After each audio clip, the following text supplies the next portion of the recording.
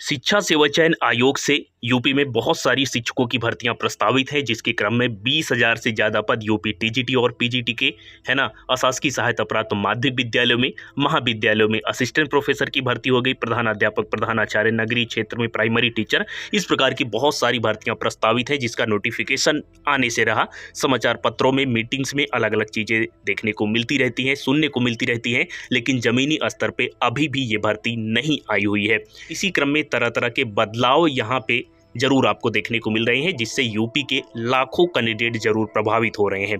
इसी क्रम में टीजीटी में भी यहाँ से जो है टेट लागू करने को लेकर के एक बड़ी चीज़ सामने निकल के आई है, और ये चीज़ें ऑफिशियली सामने निकल के आ रही हैं, क्योंकि 21 अगस्त को एक यहाँ पे जो है कि उच्च स्तरीय बैठक हुई थी, जिसमें शिक्षा विभाग के ऐसा कोई अधिकारी नहीं रहा है ना, उच्च स्तरीय अधिकारी जो इसमें शामिल ना रहा हो। अब ऐसा प्रस्ताव अगर उच्च स्तरीय अधिकारी के द्वारा बना के दिया जाता है तो जरूर इसमें मोहर लगी जाएगी।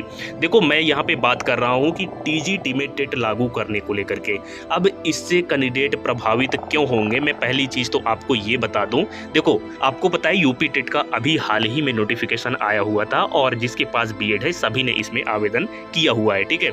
अब बात यह है कि चलो ठीक है, इसमें सभी ने आवेदन किया हुआ है तो फिर क्या ही दिक्कत है ना। सरकार जो है यूपी टेट का यहाँ पे अवसर भी तो सभी लोगों को जो है कि देती है ना।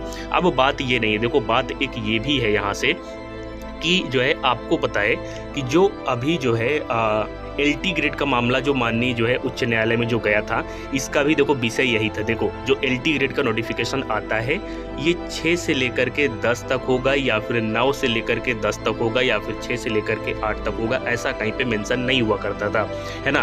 और ये जो शिक्षक थे ये 6 से लेकर के 10 तक इनसे राजकीय विद्यालयों में, राजकीय माध्यमिक विद्यालयों में पढ़वाया जाता था।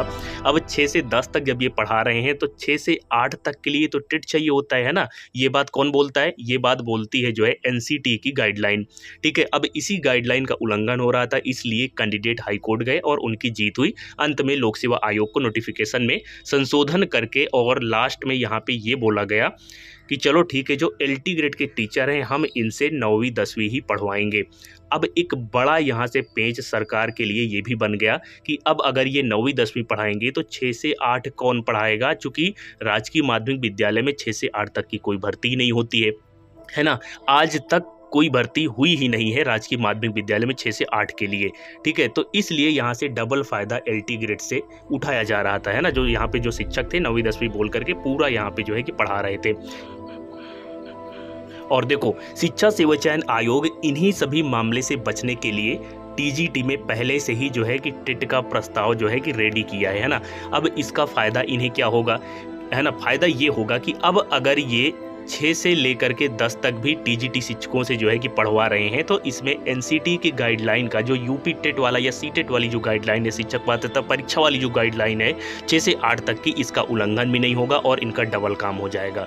डबल काम कौन सा होगा कि भाई एडेड जूनियर की जो भर्ती है इसका भी काम ये लोग जो है टीजीटी वाले ही जो है कि कर देंगे, है ना। जूनियर एडेड की जो भर्ती होती है ये भी जो है इन्हीं विद्यालयों में होती है ना। अशासकीय सहायता प्राप्त माध्यमिक विद्यालयों में ही 6 से 8 तक पढ़वाने के लिए जूनियर एडिट की भर्ती हुआ करती थी।